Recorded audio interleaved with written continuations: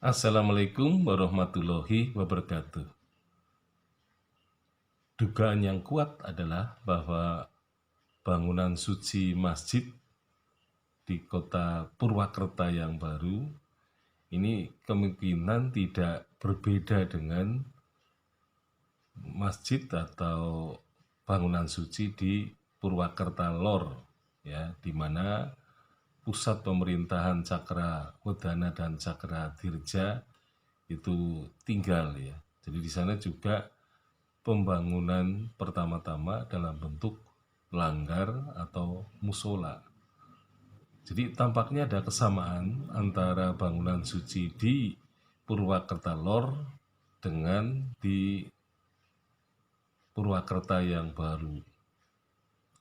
Nah, pembuatan langgar atau katakanlah keberadaan langgar atau musola di kota atau di ibu kota Kabupaten Purwokerto setelah pindah dari Aji Barang ini kalau dihitung mungkin berjalan sepanjang 78 tahun. Itu tahun 1832 sampai 1910. Nah, fenomena ini kalau kita lihat sebenarnya berlangsung cukup panjang, ya, karena di situ juga bertalian dengan masa jabatan para bupati Purwokerto. Jadi misalnya di sini ada paling tidak 6 bupati yang pernah menjabat dan masih bangunannya dalam bentuk langgar atau musola. Nah, bupati yang pertama adalah Mertadirja II sebagai pendiri kota Purwokerto, ya. Kemudian digantikan oleh Bupati Jayadirja, itu ya. Nah, Bupati Jayadirja digantikan oleh Mertadirja yang ketiga. Jadi Mertadirja ketiga tahun 1879 pindah ke Banyumas. Kemudian ia digantikan oleh keturunan Cakrawedana yang bernama Cakra Saputra. Nah, kemudian Cakra Saputra digantikan oleh Cakra Kusuma. Nah, kemudian pada masa Cakrawedana Cakranegara ketiga, ini bupati yang keenam yang menjabat, ya, di Kabupaten Purwokerto, dan kemudian pada masa ini baru terdengar adanya tanah wakaf yang diberikan untuk pembangunan masjid. Nah, jadi musola atau langgar yang dibangun selama atau yang dipakai sejak tahun 1832 sampai 1910 adalah merupakan bangunan langgar atau musola yang tentu saja sangat sederhana. Tetapi meskipun begitu, meskipun itu masih mungkin kelasnya langgar, ya, tetapi ternyata pada tahun 1895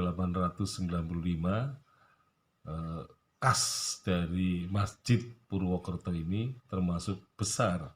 Nah, nanti kita akan bicarakan lebih, ya, lebih dalam lagi mengenai kemungkinan meskipun itu dalam bentuk langgar tetapi ternyata menghasilkan, ya, kas masjid yang cukup besar. Nah, ini karena apa? Kalau kita lihat ini sudah berlangsung pemerintahan paling tidak 6 orang bupati Purwokerto.